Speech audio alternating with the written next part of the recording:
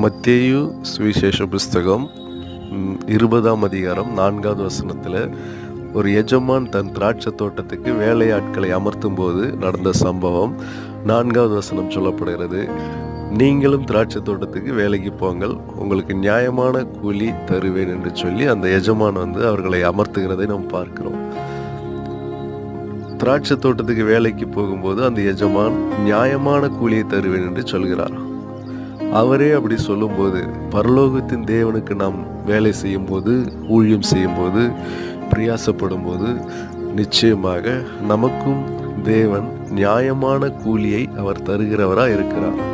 இன்னைக்கு நிறைய பேர் கர்த்தர் ஆசீர்வதிக்கல, கர்த்தர் நன்மை செய்யல, கர்த்தர் கொடுக்கல, நம்ம ஜெபிச்ச ஜெபத்துக்கு இன்னும் அதுக்கேற்ற பலனை கர்த்தர் கொடுக்கல, நம்ம எவ்வளோ ஊழியம் செஞ்சுருக்கிறோம், தேவன் அதுக்கேற்றபடி நம்மளை ஆசீர்வதிக்கலை அப்படின்னு புலம்புகிறவர்கள் உண்டு.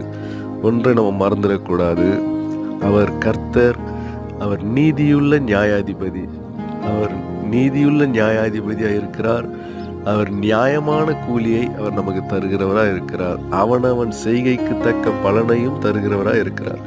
அதனால் அவர் நமக்கு கொடுத்திருக்கிற ஆசீர்வாதம் நியாயமான கூலி, அவர் நமக்கு கொடுத்திருக்கிற வருமானம் நியாயமான கூலி, அவர் நமக்கு கொடுத்திருக்கிற பொருளாதாரம் நியாயமான கூலி, அவர் நமக்கு கொடுத்திருக்கிற எந்த நன்மையும் அது நியாயமான கூலியாய் இருக்கிறது.